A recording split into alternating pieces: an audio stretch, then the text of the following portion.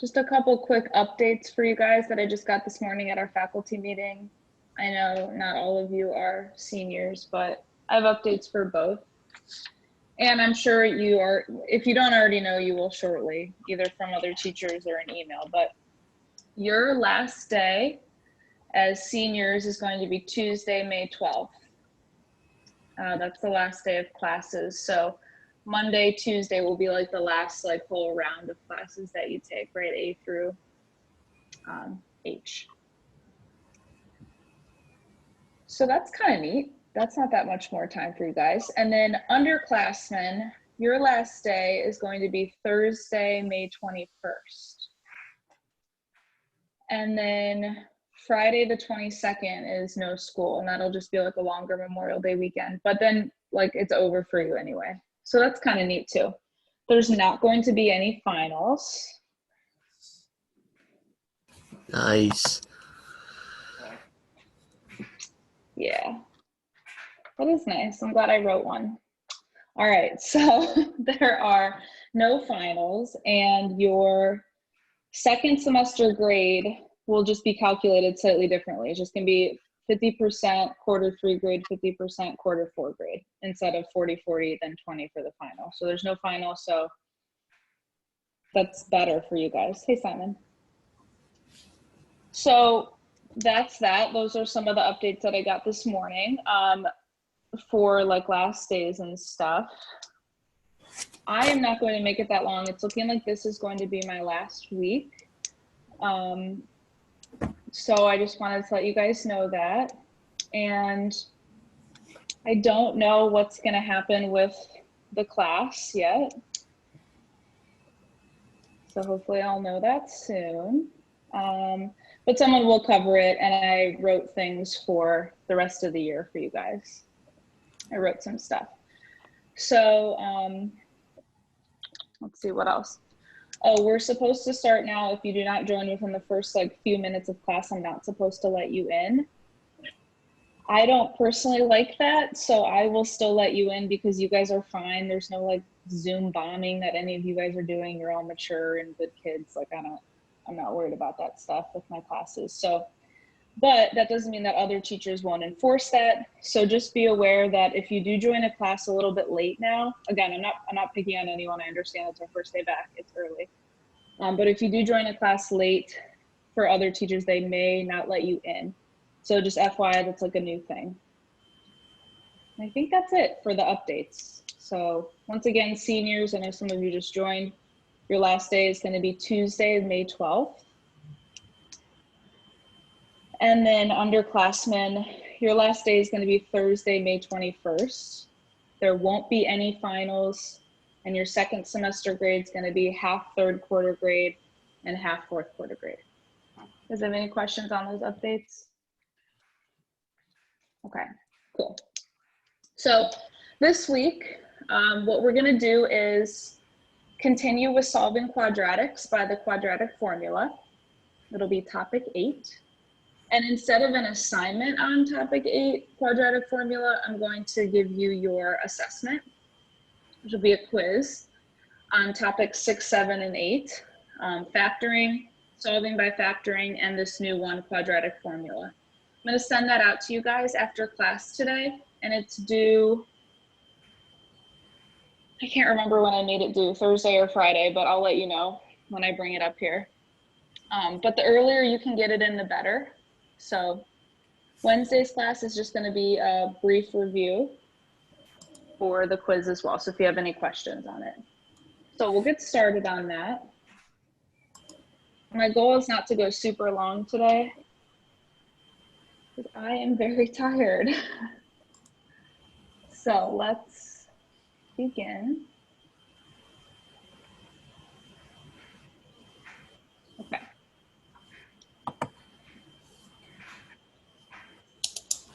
All right, so topic 8, quadratic formula. We have done this throughout the year a little bit.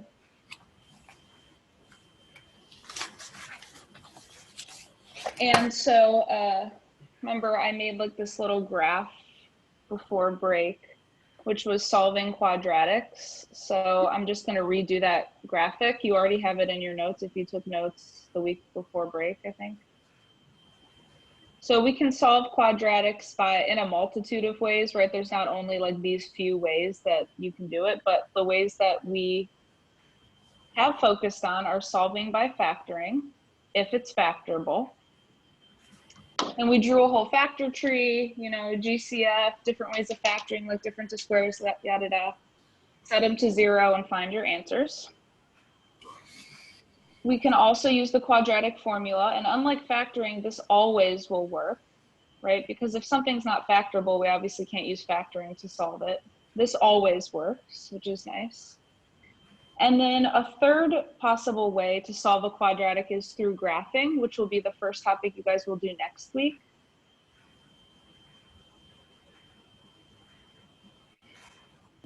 Because of course, you know, the solutions that we're finding are where we hit the x-axis. So you can use graphing as a more visual way. So these are algebraic ways. And then graphing is obviously a visual way to solve. So we'll focus on the quadratic formula this week. And again, your quiz will be due later on this week. I think Thursday by 3:15 I made it due. All right. Let's get into just some background first. You guys know in the quadratic formula, there's a root, right? A square root. And, you know, if we take the square root of like 100, that's easy. It's just 10. Take the square root of 64, that's easy. It's just 8, right? Those are perfect squares. But if you're not a perfect square, we need to break down the root, which is not something we really focus on. So before we delve into the quadratic formula, I'm going to do just a quick mini lesson on simplifying roots. So this is like pre-knowledge.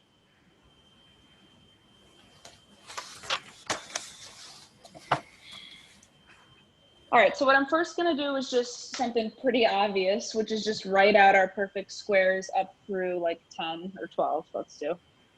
So I'm not going to start with 1 because 1's not super helpful, but our next perfect square would be 4, right? Our next perfect square is 9, and so on. So what I'm going to do just silently, and you guys can just work on your own, I'm going to go all the way down to root 144 equals 12. And this will be a good reference point for simplifying not so nice numbers under the root.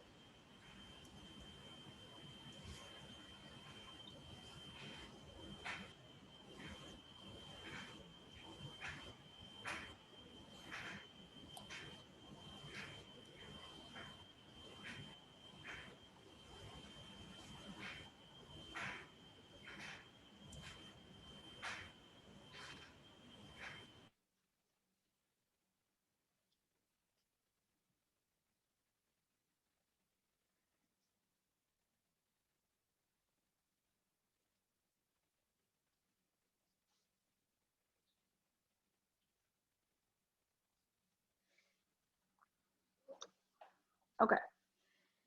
So obviously if we have one of these nice perfect squares, like 144 or 16 or 25, we don't really have to do any extra work. We'll just get a nice integer answer. That's why they're perfect squares.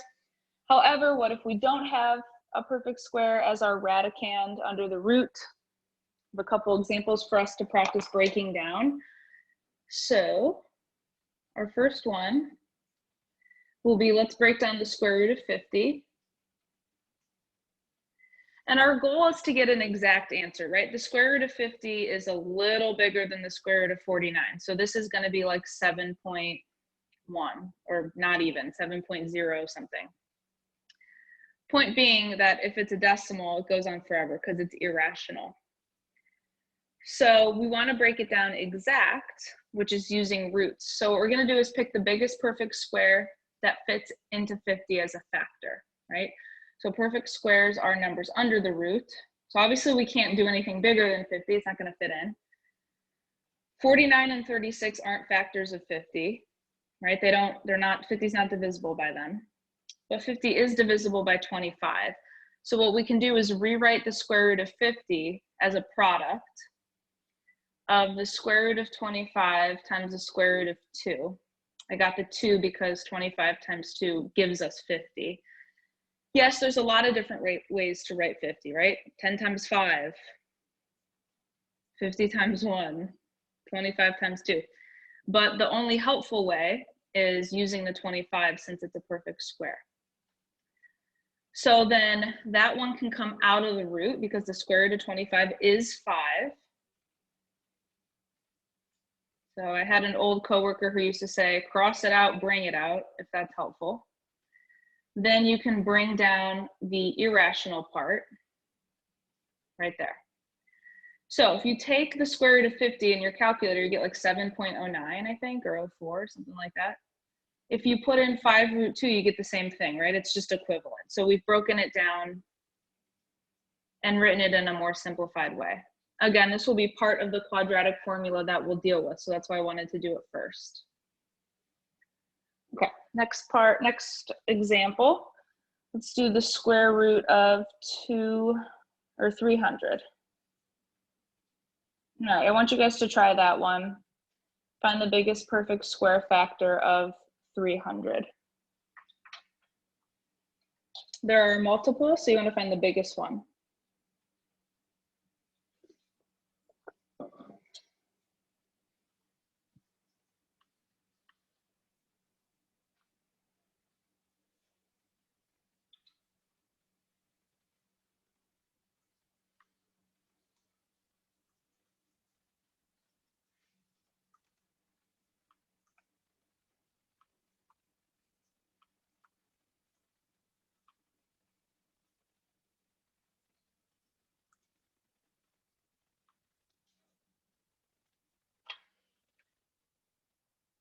Okay, so we should have 100 is the biggest perfect square factor of 300. So we can rewrite it as root 100 times root 3. Again, we get that 3 because this times this is 300. Then the square root of 100, we can cross it out, bring it out. It is 10. So we'll get 10 root 3.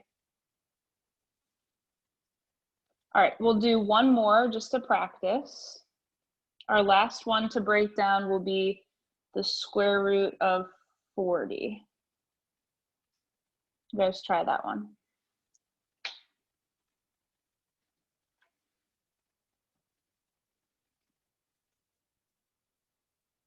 All right, for this one, our biggest perfect square factor is actually a pretty small number. It's 4.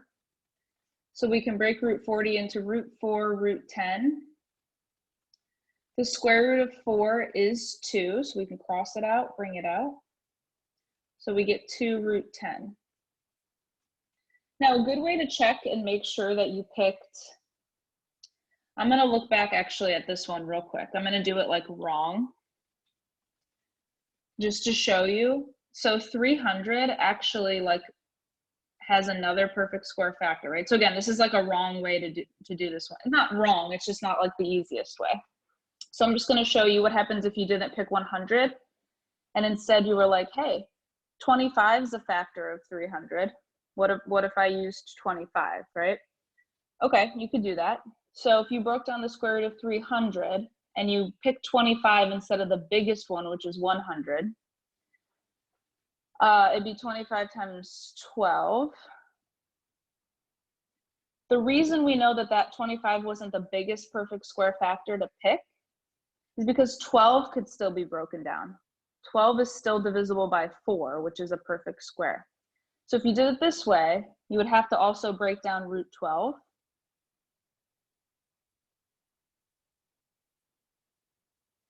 And then you'd have to cross off this, that's a 5. This, that's a 2. And then this is root 3. So you would still end up with, when you multiplied, 10 root 3. It just requires more work if you accidentally didn't pick 100 and you picked 25 instead. So that's why it's best to pick the biggest perfect square that's a factor of your original root. All right, cool. So that was just a little background info I wanted to give before we use the quadratic formula, so it's not like throwing a bunch of things in at once. So let's delve into the quadratic formula. All right, so we want to solve each quadratic. The first one is going to end up being a factorable one, but we want to see that we can always use the quadratic formula no matter what. 2. We'll have m squared minus 5m minus 14 equals 0. Okay, since our topic is quadratic formula, I probably should write it out. So let's write out what the quadratic formula is. Off to the side.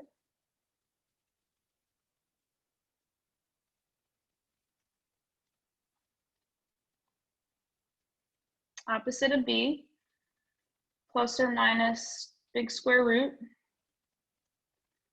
b squared minus 4ac all over 2a.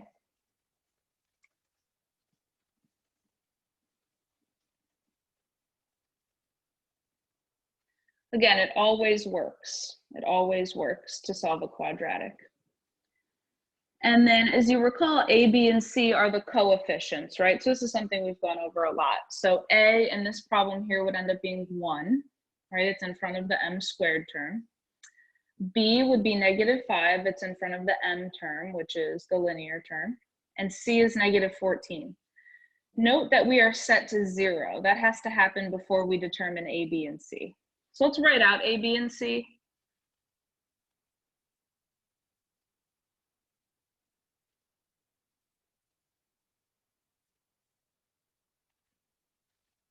The biggest thing with quadratic formula is not remembering if something's negative or not, like writing b is 5 instead.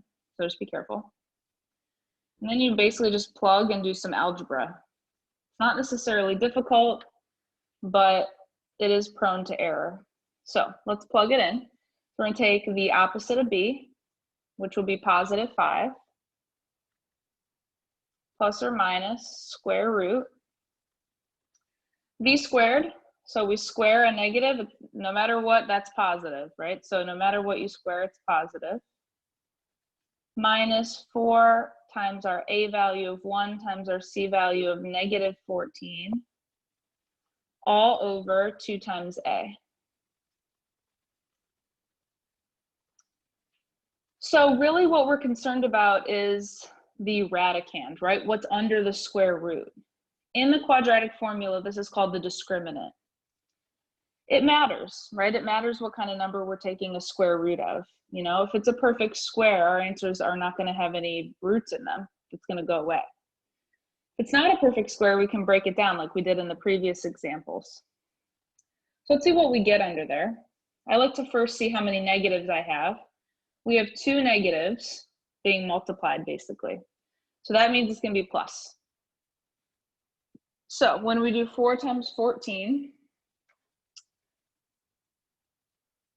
times 1, right, we'll end up with 56. So we'll have 5 plus or minus the square root of 25 plus 56 all over 2. And that yields 81. So it's a perfect square. That means that this problem was initially factorable because we have a perfect square under our root. So that just changes to a 9. So we'll end up with 5 plus or minus 9 all over 2. You don't want to leave it like that because there's no roots, so we can get actual nice rational values at the end, right? So one of those will use the plus sign, one of those will use the minus sign. After all, there's a quadratic. We're going to have 2 solutions. So 5 plus 9, 14 divided by 2. 7 is one answer, right? The other one will be 5 minus 9, -4, all over 2, which is -2.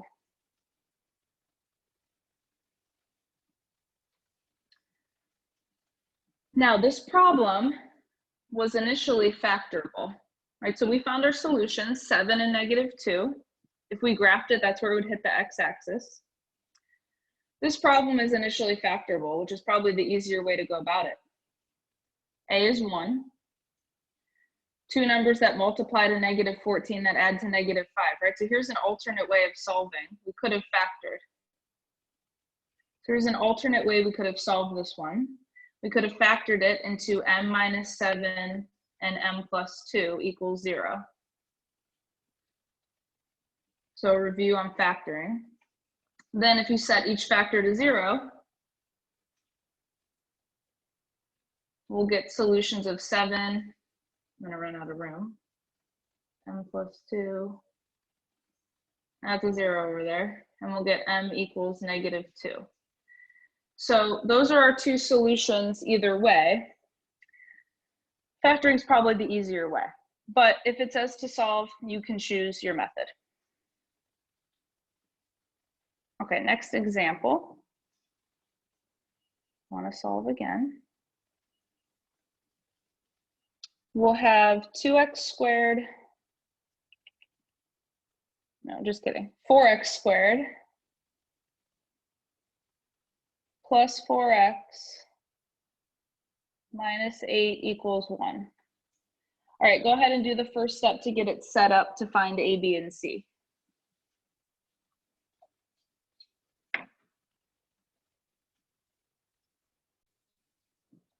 Okay, our first step is to subtract 1 to get it equal to 0.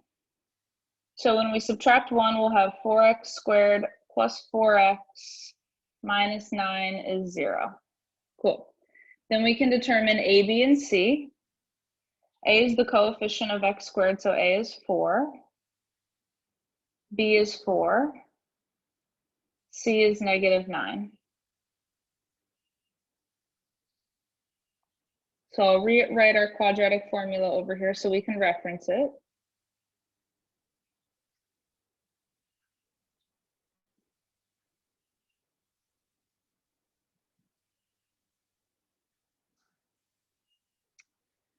All right, so then we plug it in. So of the opposite of b, so this time it'll be the opposite of 4, so -4. Plus or minus, we have to square b, so we'll get 16. Minus 4 times our a value of 4 times our c value of -9.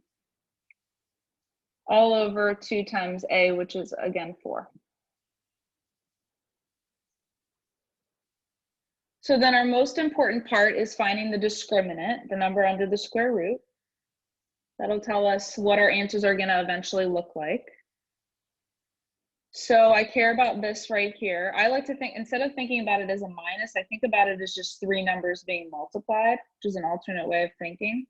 It's like -4 times 4 times -9. So we have an even amount of negatives. We have 2. It's going to be a plus. So we'll have 16 here times 9.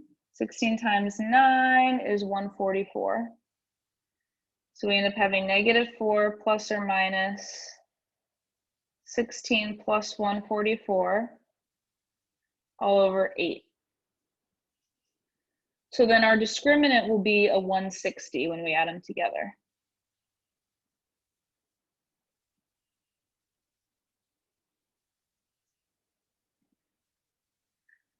All right, now 160 is not a perfect square. That means that we're going to have to break down the square root of 160, simplify it like we did in the beginning. It also means that this answer is going to have roots in the final answer. So it's an irrational one, meaning that this was not originally factorable. We had to choose a different method, which we did, quadratic formula. So let's break down the square root of 160. Think about going back to our perfect squares. Let's look and see which one of these perfect squares is the biggest factor of 160. Well, these are too big to fit into 160 evenly. You can just divide 160 by them. It doesn't work. We get decimals. The one that works is 16. We can rewrite the square root of 160 as root 16 times root 10, since 16 times 10 will get us that. So let's rewrite it. So we'll have -4 plus or minus, then I'm going to break down root 160 into root 16, root 10, just like we did earlier, all over 8. And then the way that we can simplify that is we can rewrite root 16 as 4. Cross it out, bring it out. It's a perfect square. So -4 out front, plus or minus 4 root 10 all over 8. When we're at this like ending point here, we just want to see if we can simplify. We can't simplify the 10 because it's root 10. It's not really 10. It's like 3.1. So can't simplify that. But we can simplify negative 4, 4, and 8, right? We can like triangle simplify here. They're both being divided by 8. So we can divide them all by 4 since that's their GCF. When we do that, I'll divide this by 4 and get negative 1. I'll divide the 4 by 4 and get 1, which I don't need to write in front of the root 10. And then 8 divided by 4 is 2. So this is still 2 solutions. It's just 2 decimals, right? But we want to write it exactly, which is why we kept it under a root. This is 2 solutions. The plus or minus is representative of both our solutions, which you can just rewrite right with the plus or minus. That's fine.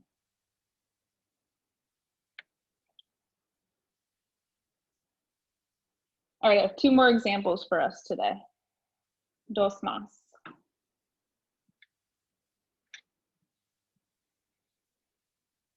I'm actually going to have you guys try this one on your own. I'll give you a couple minutes.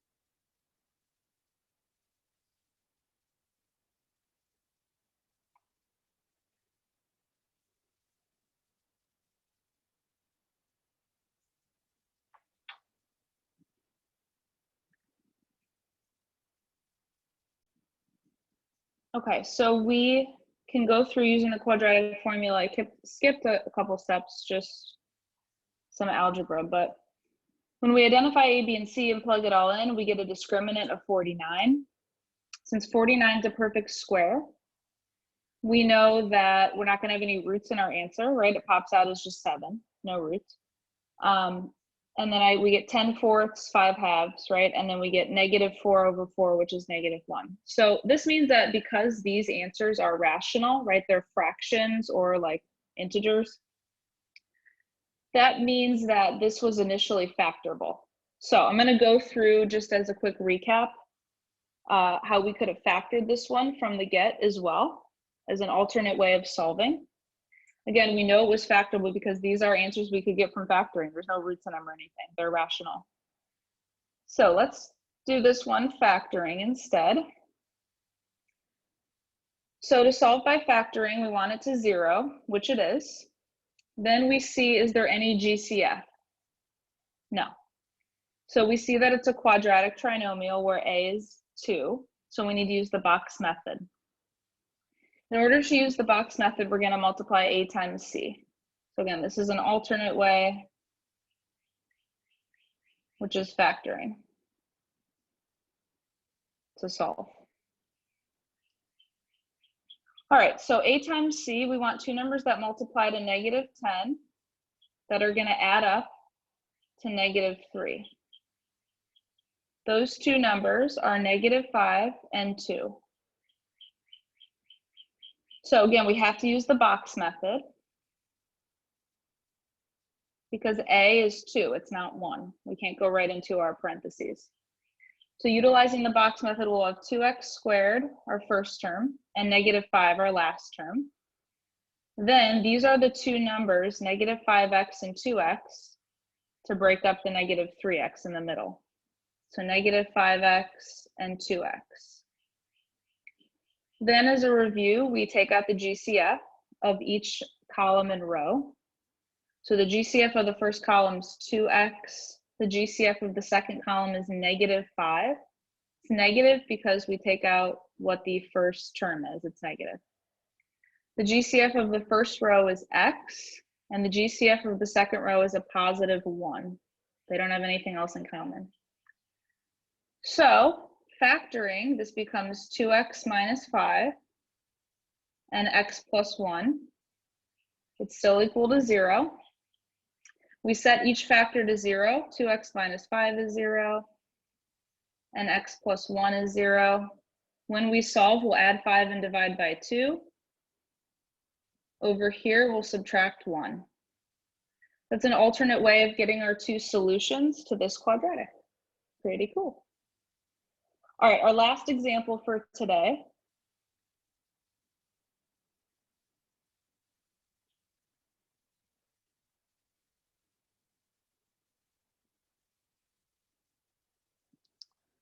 Will be 9x squared minus 11 equals 6x.